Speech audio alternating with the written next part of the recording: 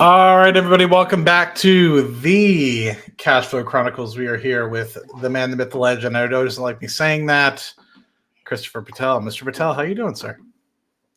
I am just like I usually am, tired. Like this weekend, me and the wife, I called you.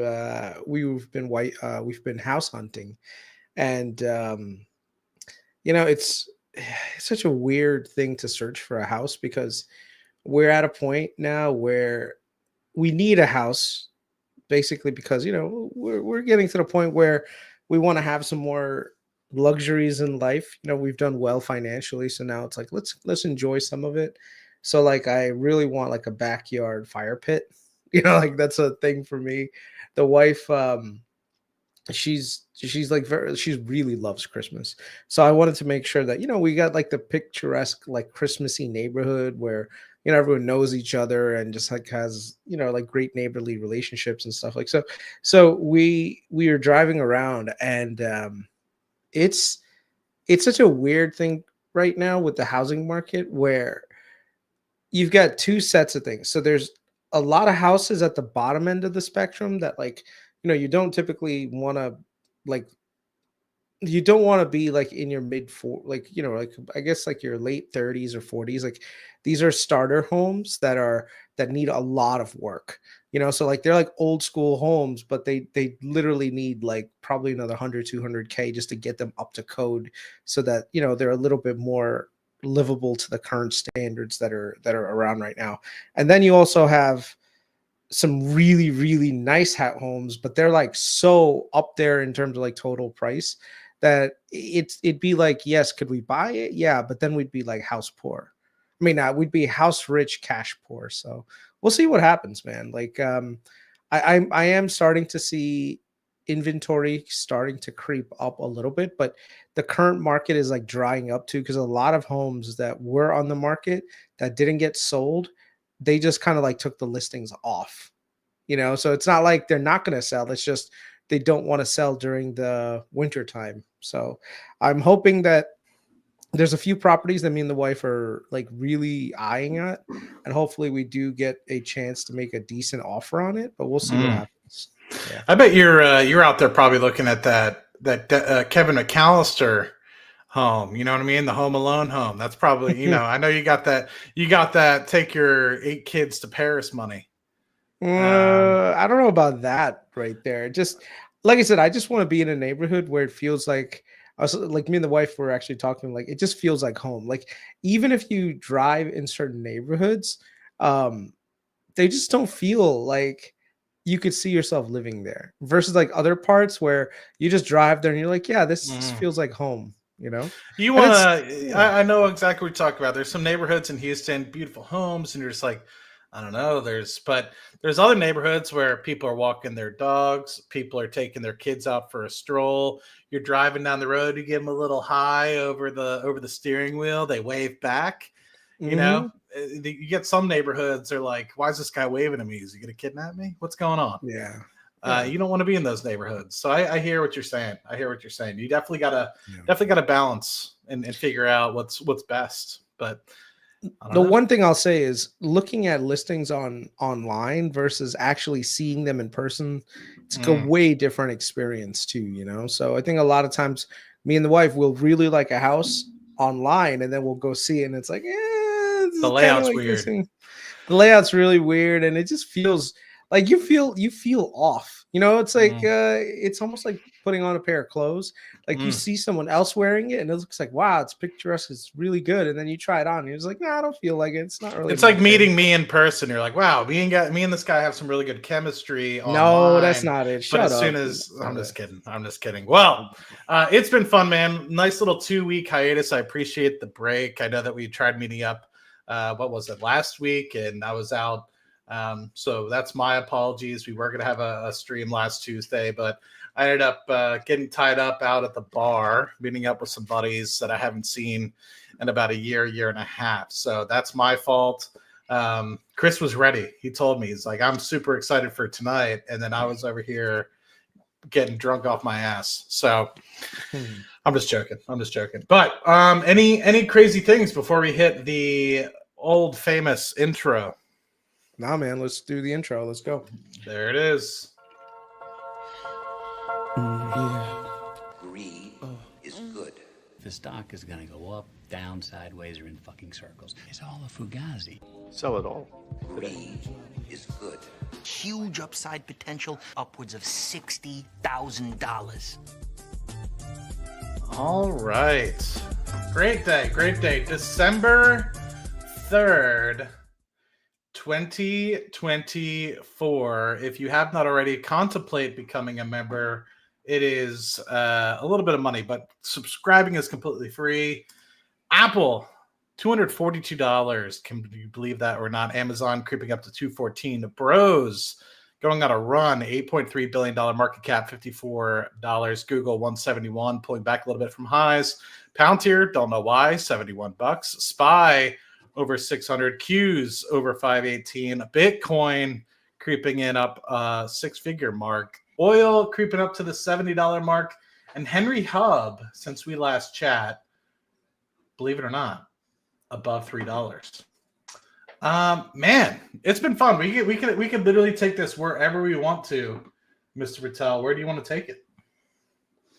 I don't know, man. I'm trying to figure out 2025. I've already moved past the 2024 stuff. So the question is, how do we position ourselves in the portfolio to capture the upside in 25? And what do we think is going to happen at the macro level in 25? So I don't know. It's such a weird situation because you've got two schools of thought.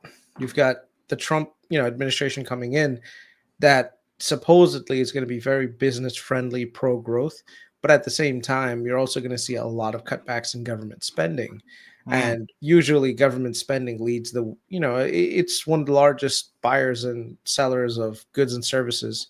Well, not sellers, it's the largest buyer of goods and services for the economy. So, if you cut back on spending, that eventually is going to reverberate into companies' earnings and then also like the layoffs might factor into some sort of a recession as well. So it's something that it literally just keeps it's on the brain all the time. And maybe I need to just let it go, but there's a lot of uncertainty for 25. So I felt the same, man. I've really, what was this? I think I caught the last bit of seeing Roy actually in a mid studio earlier during the close. I thought it was actually pretty cool. Roy's a great guy. I've met him twice in person now. We're going to get lunch again next week on Monday. So curious to hear about the Hood event and everything like that. But I'm with you, man. It's starting to feel really frothy. It's starting to feel like the end of 2021 and you're about to go into 2022. It feels eerily similar, right? And so I feel like, I don't know if we're there yet, but remember January 3rd, 2022, it was like clockwork. It was like as soon as the clock hit, first day back in the market, everything just decided to take a huge shit. And I hate to use that word, but literally that's what it was. And then there was a brief moment in April where you came up for a breath of fresh air. And that's actually when I hit the 7-figure mark for the first time. And then after that, it was a straight down. And I remember being down a house, literally. And things obviously have done really well since that bottoming out of 2022. But man, it has been, let's just pull it up, dude. It's insane. And it feels very similar. And I'm curious if looking at it looks pretty eerie. Hold on. One thing that's interesting is one of the comments, except this time the Fed is going into a cutting cycle. See, I wonder how much of the cutting cycle has already been priced in. That's that markets are always forward looking.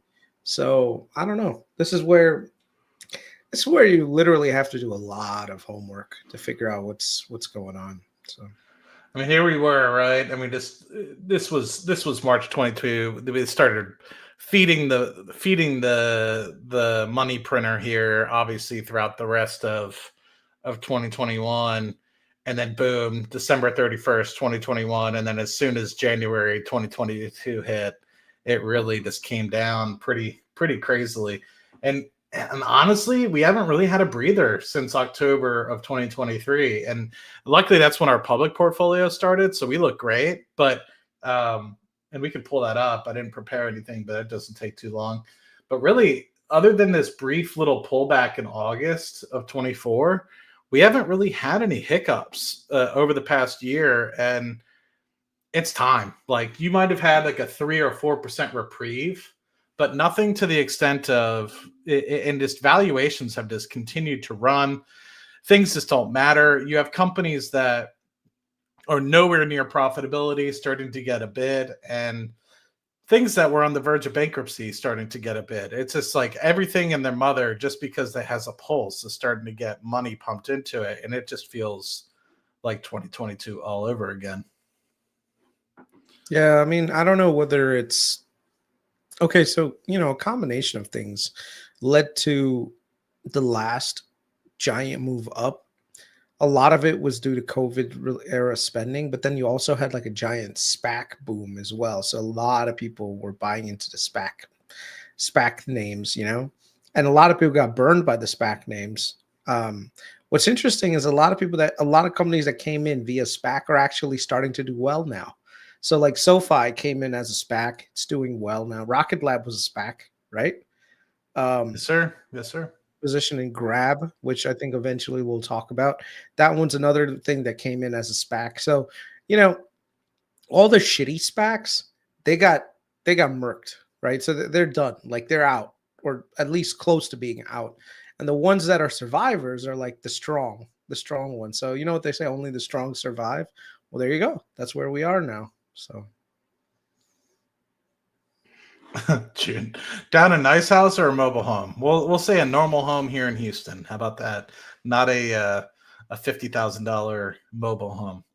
Palantir was not a SPAC. They bought SPACs though. What else is there, man? I mean, it's an interesting time. I mean, we're starting to get some of these names into the government that are coming from the Trump administration. Trudeau is going to make Canada the 51st state. What else is there? Oil is doing rather well with respect to with everything going on. Speaking of, I've had some people ask me. I don't know if we're talking about this company yet. NEXT. Are we allowed to talk about it anymore? we can. Yeah, why not? But you don't look happy. Let's skip on. What else do you want to talk about? It's been 2 weeks, man. I haven't talked to you except for my brain is so checked out because of like Christmas time, Thanksgiving. It's like the holidays, right? You just kind of like, whatever. It's like my more recent due diligence and stuff has been around the Bitcoin trade. So a lot of my attention has been focused on Mara. So go to Mara real quick. Sure. So Mara, or Marathon Digital, they're applying the same strategy that MicroStrategy has been applying recently with the convertible debt offerings, and then utilizing the money from the convertible debt offerings to buy Bitcoin and build a Bitcoin reserve. Now, what's interesting is this is causing a tremendous amount of volatility between day to day and week to week.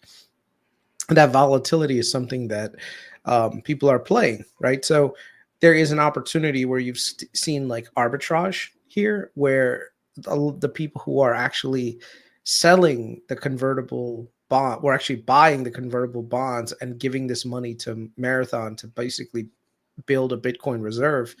What they're doing essentially is they're taking value from shareholders and putting it into the pockets of bondholders, while at the same time being able to short the stock.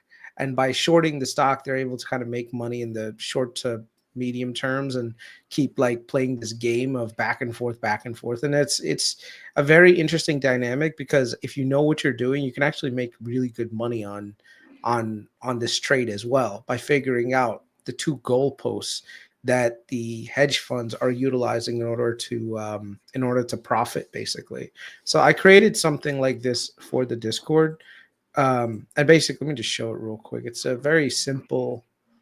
I tried to just make it as simple as possible, and the thing is, it's not something that that people Is should this the thing you rely posted on this 100%. morning? Yeah, and I called it really on the money too. Like, so let me just go to it real quick. Sorry, I just I'm curious. While you're pulling that up, are you buying Bitcoin or any cryptocurrencies on your own, or is it no, strictly through the no, marathon? I'm just I'm strictly just doing the marathon plays right now, and that's it. And is there any particular reason why you don't think that the cryptocurrency thing is a long-term hold? Well, only because like there are points where it makes sense to buy in when the market's kind of like not really giving it its full value. Right now, I think the value is actually there, but there's more upside in playing the current like volatility in the Bitcoin miners right now because of this trade. Let's just say that. So this was last 2 weeks ago when they did a convertible bond offering at 26. So you can see here that basically 28 was the level at which there was going to be some, like, once the trade penetrated the $28 amount, you knew that new issues would eventually come into the market. So what you're seeing right now is if you look at this, this thing, basically at 21, they're going to short everything between 28 and 21, and then once it hits 21 and below, you're going to see a lot of the shorts covering their positions, in which case now it's going to kind of support the stock price a little bit higher. So this is what it was last, like 2 weeks ago. And now, because of the new debt offering, it's more like this. Here we go. Yeah, it's more like this now, where you're seeing 18 as being the bottom layer, and then 25 being right there in the middle, and then 32 being the top. So, and the reason why I did 32 instead of like 35, which is the 35 is the debt offering, is because you're trying to average out the already existing debt. So this is, like I said, not 100% in stone, like, oh, this is exactly what's going to happen. But currently, this is the trade, at least for now, that people should be, cognizant of. And thus, I don't know, like, this is where you have to, me and you have to like talk about this offline a little bit to see how we want to play this. Ideally, a covered strangle would probably work the best. In order to capture the max value without taking as much risk. So I don't know if you've ever seen how the covered strangle, but basically it would be like right here where you would buy the stock at 25. Can you see the screen? Because it's a little small. Yeah, you might need to zoom in a little bit. Yeah, let me see if I can open in browser. Okay, let me see. Can you see that? Let me open up. Okay, can you see that? Yeah, that's perfect. Huge. Okay. So basically, you would have the stock price at 25. You would basically sell a $20 put, and then against it, you would sell a $32 call. And basically, what you're banking on is that it doesn't penetrate these two goalposts. But the thing is, because of that excess volatility, you're going to get paid a huge premium this way and this way. So what ends up happening is now you're capturing the value of the put. That's, the premium from the put at the $25 plus this, plus you're capturing the upside from your shares going upwards this way. So basically, if you have $25 shares, you're good up for $7, but then you're also collected premium to sell the $32 call, which means that it'll be all of this plus the credit that you got from selling the puts, plus the value of the stock that you already have at 25 covering this up. So it's like I said, it's something to just keep in mind. So maybe we'll run this covered strangle position privately. I'm not a big fan on describing a lot of things on YouTube, because someone could see this like a month later, try it, and then it's like, oh yeah, no, 100%. Something that's a little old. Like a lot of these trades that we have, especially short to medium term, are more or less like you'd have to play them in the time frame that they exist. It's not something that you can do it. So been running a covered strangle on AMD. It's been a decent so far. Yeah, congrats. And covered strangles are great. So, And the covered strangle is to benefit off of the volatility. Is that what you're saying? mhm. Yeah, So, because you're basically saying that it's going to move out of that range. well, it's not so much that it's going to move out of the range, but what's going to happen is over time, it's going to stabilize to that same amount. But the thing is, it's that huge gyration up and down that you get the benefit of, right? So the volatility is like, let's say right now you bought the stock at 25 and then a month later it's still 25, right? But it went to a 30 a couple of times. It went to 20 a couple of times. You see how though that volatility play you can keep doing. So basically it gets to 20, you buy the stock, it gets to 30, you sell it, and then it drops again to 20, you buy it, you sell it. You know what I mean? So this is the kind of thing that's like perfect for guys like TJ who wheel and deal, because they're essentially selling both, you know, like puts and calls on things, and creating this strangle. Now the key is you don't want to, at least in my opinion, you don't want to do it naked. So like you don't want to sell calls naked. That's just dumb. Like if you do that, you're moronic. That's why you need to have shares already. So that's why you have a covered strangle position, you know? Because if you think about it, when it comes to the put side, especially like right now, if you look in Mara actually owns a ton of Bitcoin. So the value of the Bitcoin correlation is still there. So even if, let's say, you got assigned Marathon Digital Holdings, it's fine because you at least have something, some assets backing it. Versus, let's say Marathon shoots up to $200 for some reason, your entire position is messed up, but those calls that you sold will F you hard, you know? But if you already have the existing shares, then it's not really a big deal. Interesting. Yeah, I don't know. I know a lot of people have been trying to get after the miners. I personally have been more gathering. Well, I guess let me do the two things. I mean, now that we're on the topic of crypto, I've been continuously buying Bitcoin.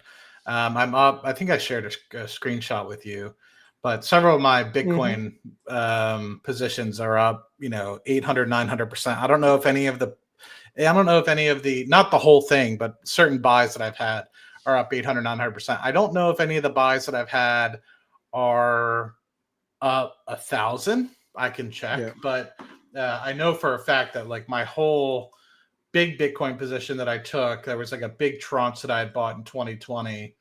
That's up about 600%. So that's probably the biggest piece that I've had. I've liquidated my Ethereum Classic into buying Bitcoin, and I've been selling covered calls. And so far, haven't gotten burned on the covered call piece for selling on BTC, GBTC, and IBIT. So far so good with respect to those. And then also, I was doing this a little bit before it got super crazy as well. I've been doing this probably the past 6 months or so, writing puts on MicroStrategy. And that might seem like a crazy move. And I've almost last 2 weeks or last week, I almost got put some shares, but overall, I think it's going to be a decent opportunity going into the future. But yeah, I mean, I've always been buying every month. I've been buying. What do I say here? I don't know. I'm trying to remember what my buys have always been. It's like $50 a pay or something like that. So I've been steadily buying $100 a month. And my thought process is like for anybody that's out there, I don't think it's still a bad idea. I mean, if you're talking about even just 1% of a Bitcoin per year that you're able to buy, I think that it'll still be valuable to you. And the hope is that I don't really want to go anything too crazy, but my thought process is if the plan plays out, even just 2 Bitcoin, I'll be able to leverage that and borrow against it and be able to buy a lot of things in the future. And that's kind of my thought process is like make it large enough that it'll be its own bank in the future and we'll call it a day. I don't really necessarily want to get too hyped up because if it actually goes into what people think, $10 million, etc., you don't need too many of them, so. Yeah. So the strategy that I'm talking about right now is this right here. So basically what you would do is, right now the Mara is trading at $25, right? So let's say you bought the current stock price at $25 25, 20, whatever. And in the call, like let's say 30 days out, you would sell a $30 call, in which case you would get $2 of credit. And then over here, you would write a put. And let's say instead of doing the $20, you do $22 put. So you would sell that. So now you're getting a credit of 200 and 177. So you're almost getting a $4 credit. And the thing is, you paid 25. So that's a pretty good return if it goes nowhere. So you can see here at 25, if it stays flat, it'll be a 9% return in 30 days, right? If it goes down to, let's say, 18, right here, you're not going to take a lot of, you're going to be down about 16, almost 17%. But at the same time, because of the whole short covering thesis that's in the main goalpost thing that I have, Right. you won't necessarily see it go down this way. So the risk that you're taking is this. But then on the upside is, let's say it does move in correlation where it's kind of moving towards a higher amount. Let's say it gets to like 28, 29, 30, you can see almost a 20% gain, in which case it kind of tops out, I think, almost at 35. So let me just update the range. So yeah, so the max you'll get is about 20%. So about 860. Oh, those are percentages. Got it. Yeah, so it'll be 20%. So 867 is your max profit, which is at $30. Because why wouldn't you do this on something that where the stock is gonna, well, I mean, that the company is gonna trade and you want to pick up more shares, so like a Palantir, for example, or something that that you'd be okay picking up at a lower price because you feel like there's a floor? Well, number one, you don't need the key to this strategy is volatility, right? If you have something that's like Verizon, you're not going to make very much on the premiums. The amount of risk that you're taking on it's really substantial, but the total reward is not that great either. So you need really, really high volatility to make this a worthwhile investment, especially from the risk that you're taking on. So that's why. So like right now, the hedge funds are doing this. They're playing the volatility, man. Like just enjoying the constant 10% moves up and 10% moves down. And when you say the potential risk, you're talking about being put the stock on the downside. I mean, yeah, it just means that you would have to then, do the strategy all over again and keep at it. Like, let's say I got assigned at $20, all the Mara that I did, right? Well, it just means that in February, I would sell the February 25s or February 28th, February 30th, and then collect that premium then. So it's literally a wheel and deal strategy. But unlike some of the other things with wheeling, quote unquote, wheeling and dealing, where a lot of the market is kind of like running on speculation, this one is running on a base layer of strategy that's being applied by the hedge funds. So it's a weird conundrum that we're into right now, where eventually this whole thing is going to collapse. But right now, it doesn't seem to be the case. So as an example, like the new convertible debt offering that Marathon just did, they were able to raise $1 billion of debt. Like how they were able to get $1 billion? Because the hedge funds know what they're doing when it comes to like playing this game. What I just showed you guys is something that they're doing also, but they're using convertible debt, which acts like a long-term call contract. And essentially they're just selling volatility right now. And they're making good money off of it. So yeah, it was actually upsized, right? So I think originally it was supposed to be $850 million, and then they raised another additional $150 million to make it about $1 billion. And basically what it's stating here, notes will mature on June 1st, 2031, unless repurchased, redeemed, otherwise.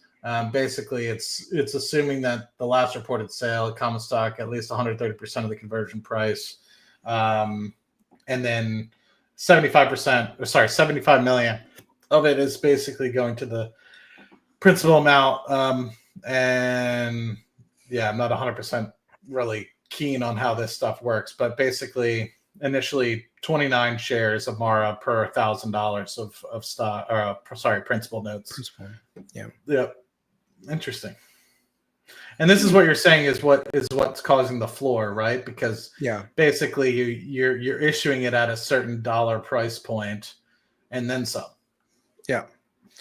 You're doing it at a significant premium. That's the key, because remember, they convert at $35 a share. That's a freaking great conversion price if you're thinking of it from Mara's perspective, which is I want to utilize it to buy Bitcoin. And so if you believe that the value of Bitcoin is going to go higher, that means the underlying assets should support a floor price.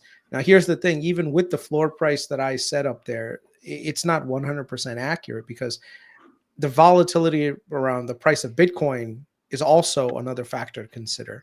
So as an example, if Bitcoin goes to 120, that means that Mara is still going to be trading at a premium relative to its Bitcoin holdings, right?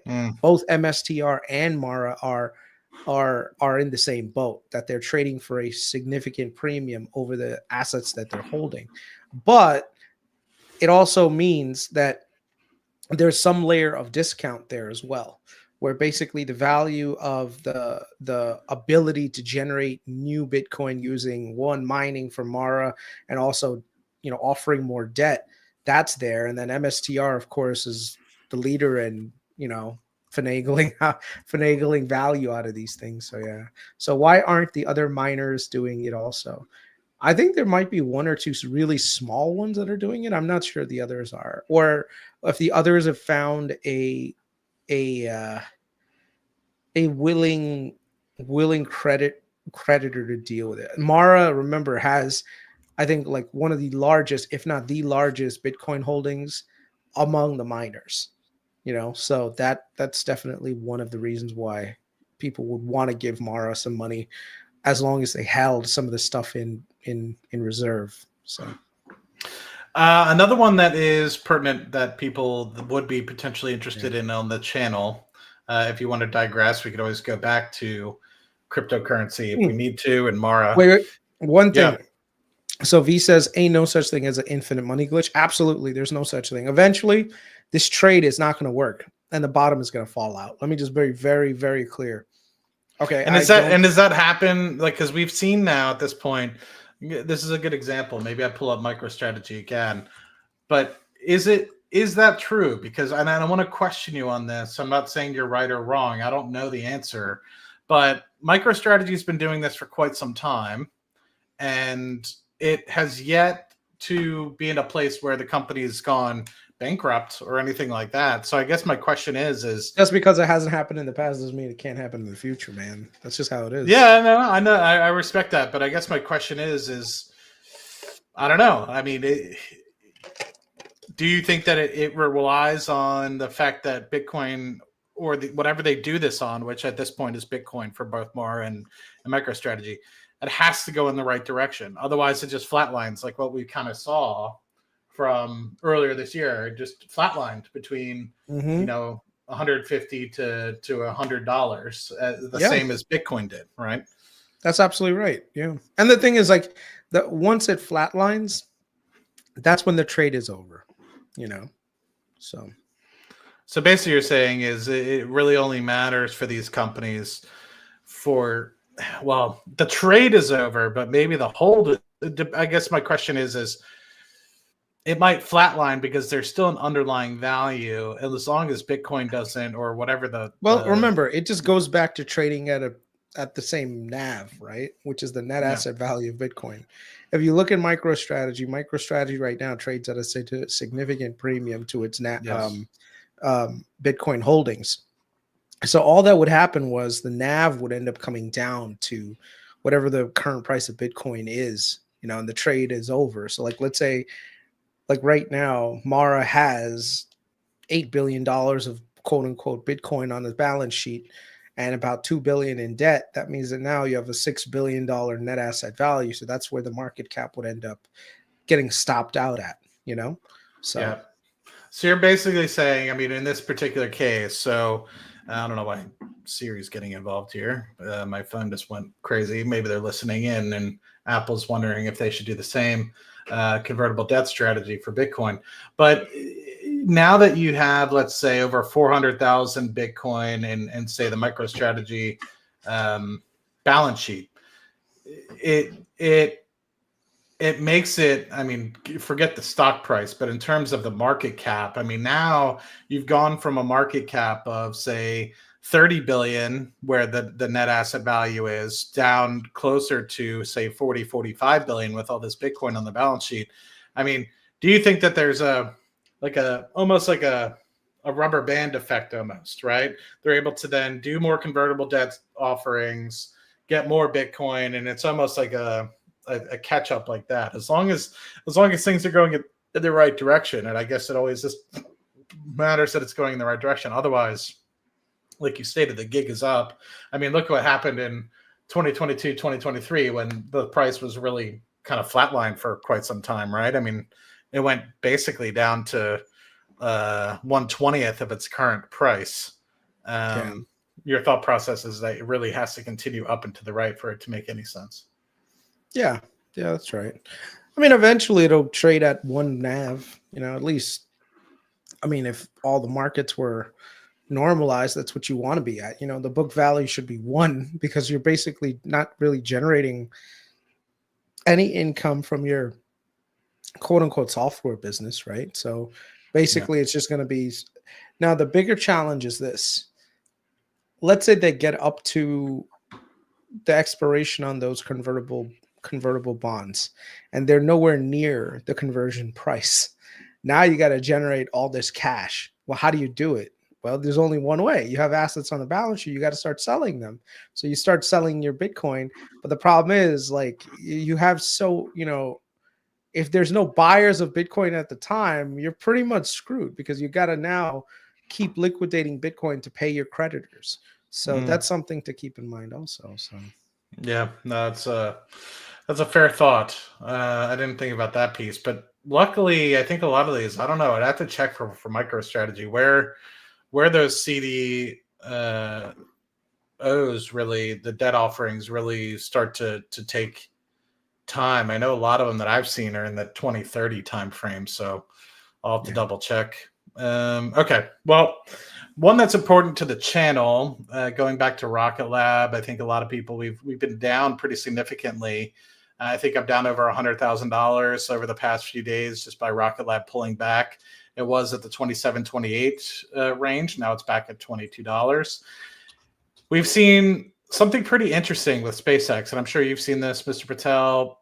About a month ago, Elon talked about a secondary tender offer to allow some of the inside investors and employees sell their shares of the private stock of SpaceX at a price of about $250 billion market valuation. Now it's looking like 350. I'm curious to hear your thoughts.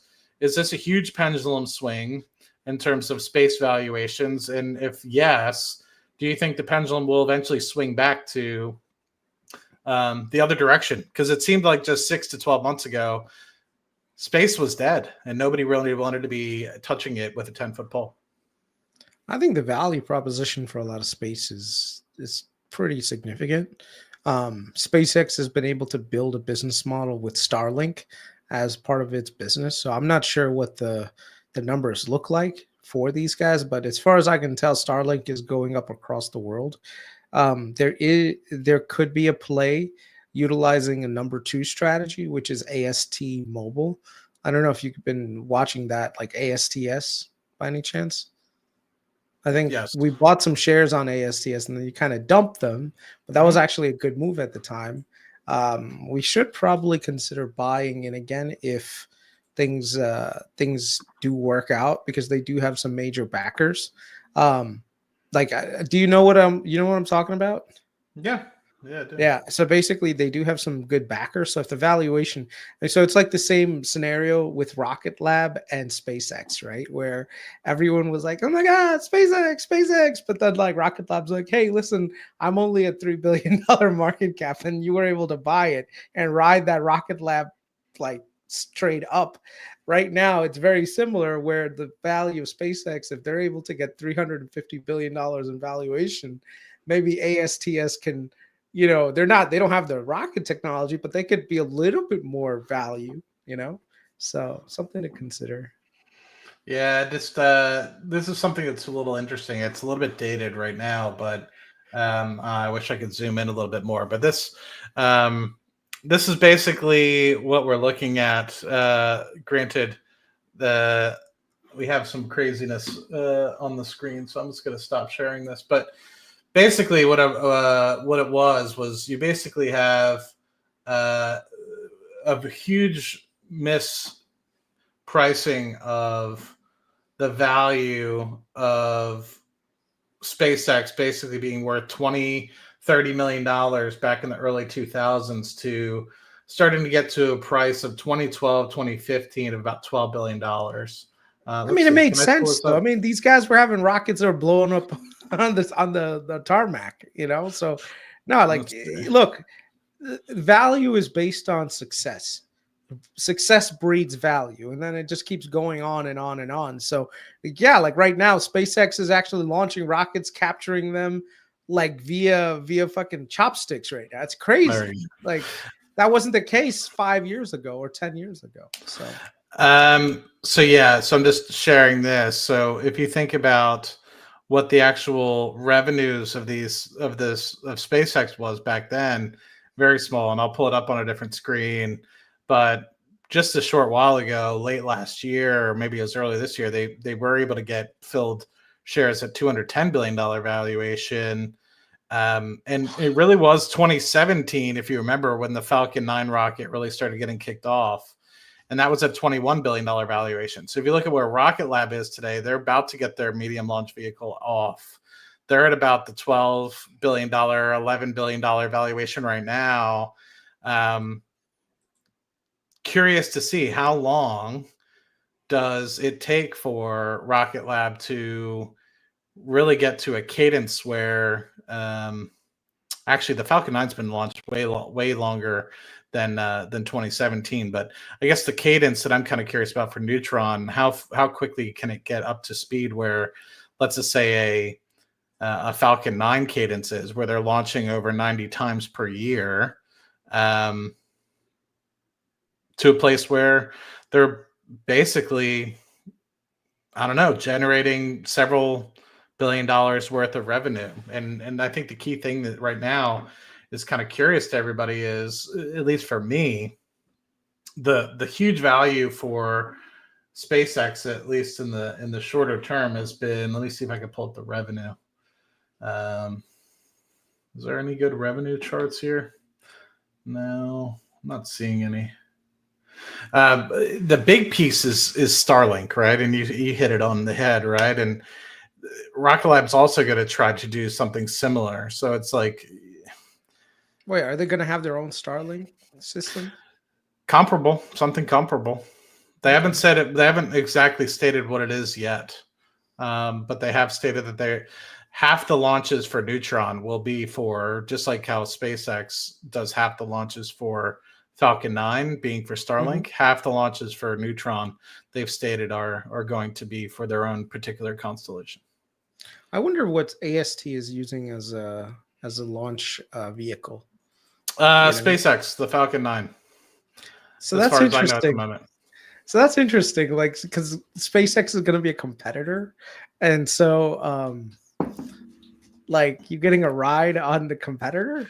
It's a weird thing, but Well, it that's does. the thing. It's great for Yeah. a trade, man. I'm fine with people doing the ASTS thing for a trade, but Mhm. I mean, how likely will you be willing to take the contract if your only two availabilities to go to space are the Falcon 9 and Neutron, and if you have your own constellations to put up into space?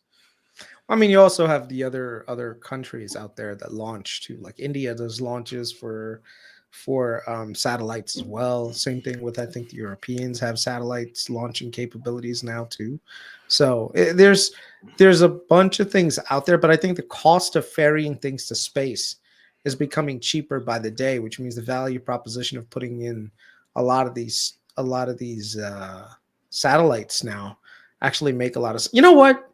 Let's let me do the research on this, because I think this is going to be the key for me. I need to do a lot of research. I'm a big believer in telecommunications via different modes now. So as opposed to just having towers everywhere, that there's actually some layer of satellite technology, because the key is going to be around how much bandwidth can these satellites support, and like what kind of services can they actually sell, and how can they make this a sustainable business. That's the key. So Yeah, I mean, I think that while it's great, ASTS is starting to get a bid, and I think it's helping with respect to the space market caps that we've kind of seen be depressed for quite some time. Because really the one that started to move first is ASTS with really what's going on with Starlink. Everybody's really got their eye on what company can kind of replicate that. ASTS is that kind of guy, but they're reliant on other people. So really the big thing is do you have the ability to not only build the satellites to build a constellation, but do you have the keys to actually get it into space and actually operate it in space? And ASTS does not have that. So I think they're on a great runway, but that runway is very short, where I think that they will unfortunately not have the cadence that is necessary to be able to get them to a place where they need to be. And you state that, okay, yes, other countries have the capability. And yes, somebody mentioned Blue Origin as well. But if you're competing against somebody that can not only make their own satellites, but launch at will, like Starlink, which is SpaceX, and then Rocket Lab, whether they do some sort of communication satellites or what, it's going to be very competitive, more competitive than I think people believe. yeah. But you also have Kuiper as well. Kuiper with Amazon. Amazon's coming out with the Kuiper, which is basically their broadband as well, which is the competitor to Starlink. So it's going to be interesting who actually ends up taking up the market share as long as it can be. Yeah, I think this is something that we'll have to definitely keep our eye on, because I think this reminds me of like 2000s when the first like cell phone towers started to go up, and then you look 20 years later, there's towers everywhere, because now you have 5G and all this other stuff. So my thing is, if these satellite companies are able to basically provide connectivity from space, and SpaceX has already proven out that they can do it via small, like those small receivers. And if you've seen these new receivers, dude, they're like tiny. ASTS can do this via like a regular phone. You know that? Like literally you don't need any additional stuff. You just get a regular phone and boom, you're connected. So it's I don't know. It's something that I gotta look into more, research more and see if there's value there. Cause I mean, for $6 billion, I wonder what the total potential for this thing is in the future, like way down the line. The other thing is they're partnered with AT&T and Verizon to basically support this as I think maybe some backhaul, and that helps because what ends up happening is there's certain layers of spectrum that AT&T and Verizon have that can be probably lent to this to create almost like a digital moat compared to someone else trying to do the same thing because they don't have access to those same frequencies, right? So like I said, it's something to figure out, like what kind of moat that they have, and we'll see what happens. You know what's a really good moat, Chris? Having a rocket to launch all these into space. That's not going to be a big moat in 5-10 years, bro. You sure about that? Yeah, man. Yeah. Everyone's like, right, there's going to be 10 different people that can send shit to space. So we'll see. We shall see. I think, I believe that I am right on this one. You probably are. You probably are. We'll see. All right. Well, let's end it off with a quick check-in on one of our favorite things. Let me just make sure. Thank you for 188 of you coming back and checking in with us, because we were on a little bit of a hiatus for the last 2 weeks. So I appreciate you guys bearing with us. Let's do my favorite thing, Mr. Patel. Let's take a quick look at our public portfolio. Let me blow this up. We got to do some more tax loss harvesting. I'm not a big guy. That's like people saying I need to get 1% a month. Like, you don't need to take tax loss harvesting unless it's necessary. in my opinion. I guess. I'm just saying from a efficiency standpoint, you know. I don't know. People. I hate people who are like, oh, I need to sell things because they're at a loss. It's like, do you really though? Like, I mean, it's like to generate that's the Kathy Wood way, bro. She buys things so that they fail, so she can tax. you're really following Kathy Wood. How's she doing? No, I'm just saying that was. Did you? No, that's what I'm saying. That she tried to use that as a justification. She was like, "Oh, like our strategy has basically allowed us to generate capital loss assets."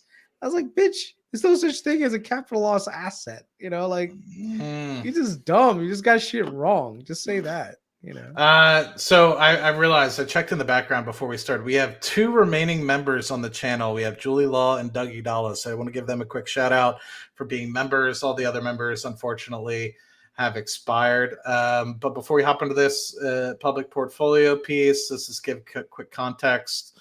This is where we are at. We trimmed some of the positions. We can talk through that. We talked a little bit earlier today, Mr. Patel over WhatsApp. We trimmed up some stuff. So. And plus, we added about $100 due to your great guys viewing the channel. That obviously is what revenue we generated in November timeframe. So we added about $103 thanks to you guys and continuing to be viewers on the channel. And that, of course, comes from the membership money as well as the just viewership from you guys. The portfolio that you are looking at is basically the highest value positions on top.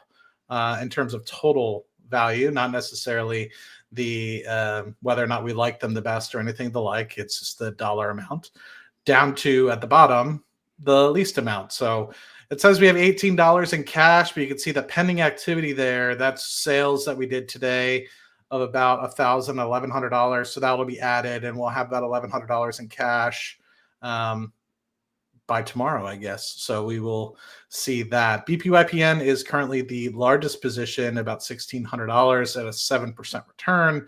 NEXT up 36%. It's a $1,200 position.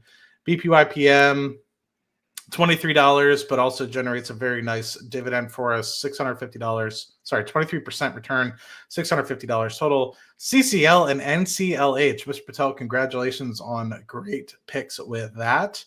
Up about 71% and 63% respectively. Anything you want to state about those top 5 that we talked about?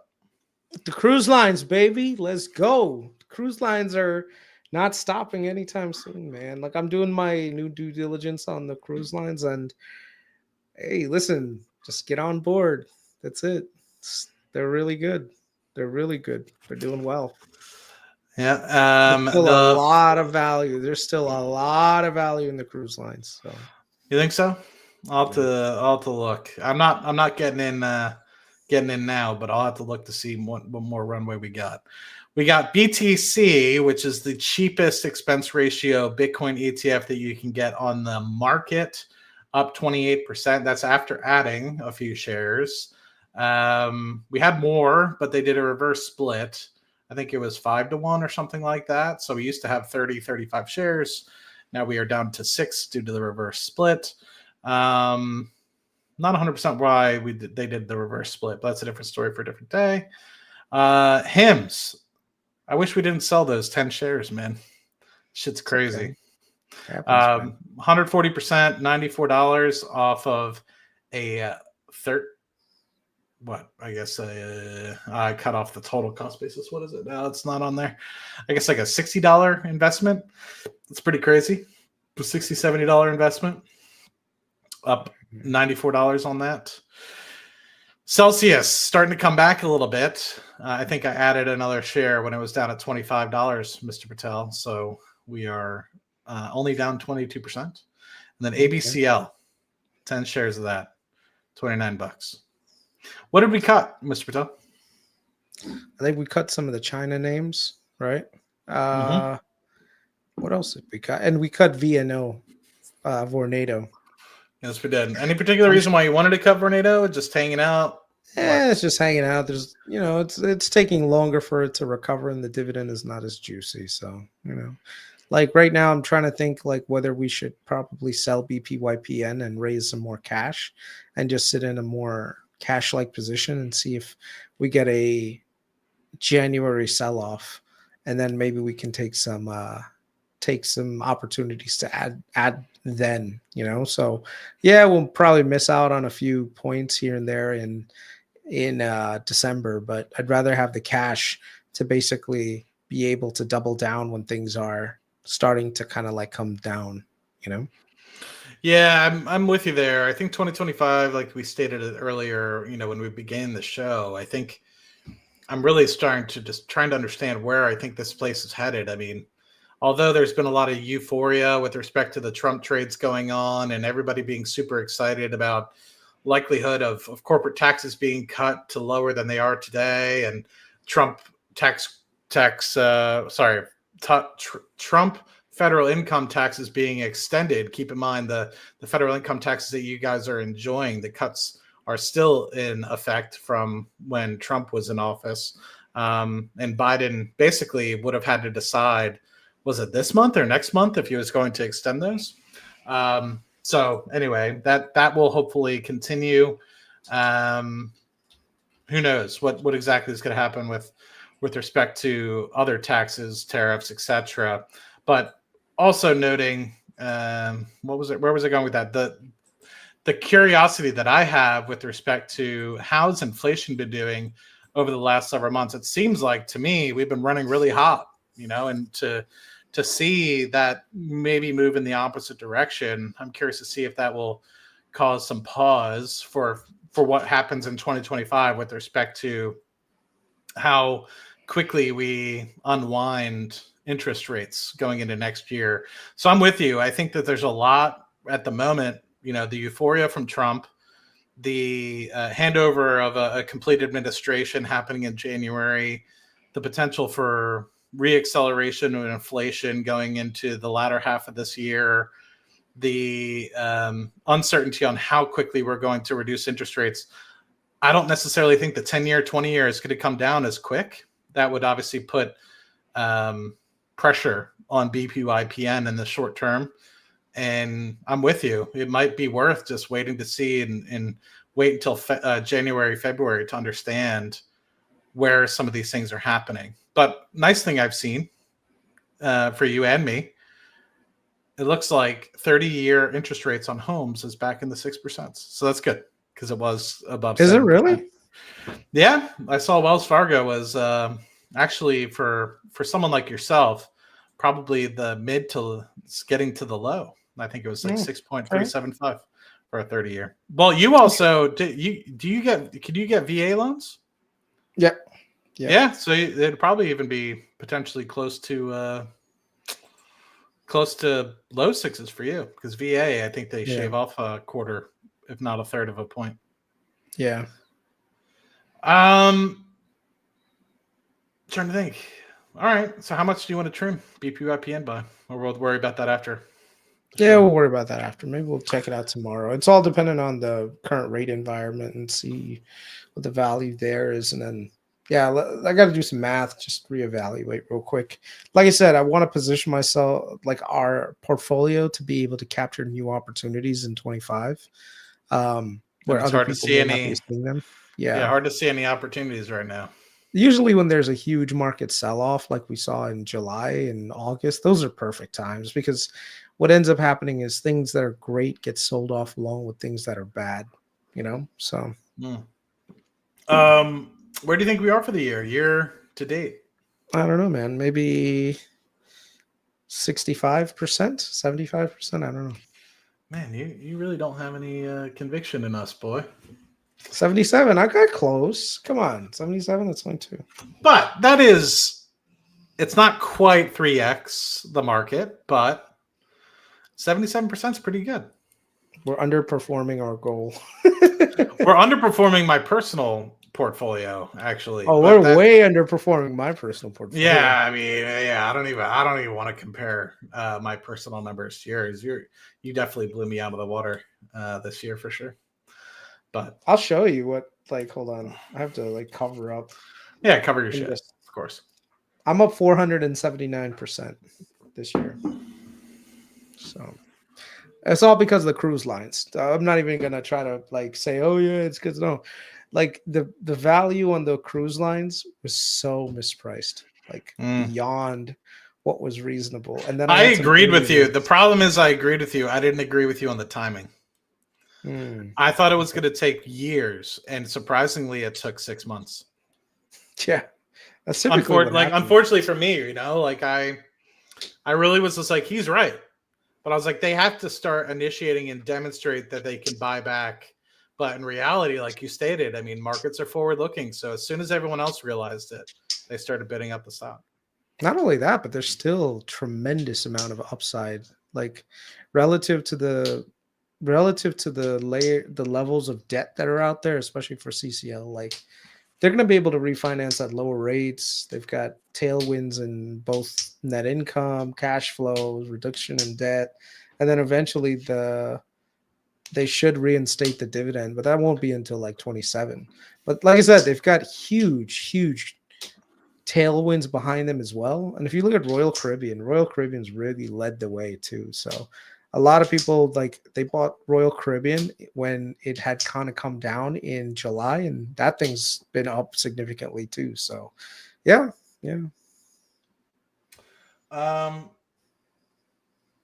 Crazy times. Mr. Patel, what are you doing Thursday? Are we going to do this again? We had 190 people on the line. They want to know. I'll see, man. I'll see. Me and the wife are going on a cabin trip this weekend, so I'll let you know. Boss lady. Anywhere in particular? Well, what's the address and what time you guys? No, I'm just kidding. Anywhere in particular? Any area? It's just the Smokies, or no? The Mineral Bluff. Like it's in northern Georgia. So there you go. Well, if you see a creepy guy sitting out your window, it's probably me. Okay. But anyway, no, I'm just messing with you. But hope you guys enjoy. If I don't see you on Thursday, but yeah, we will see everyone later. Anything else, Mr. Patel, before we hop off? Now I'm gonna try to get some sleep, man. I gotta work at 12. Well, I don't have time to sleep now. Damn it! Yeah, there you go. All right, I'll see you guys. Yeah, you guys rock. Talk to you guys later. Cheers. All right.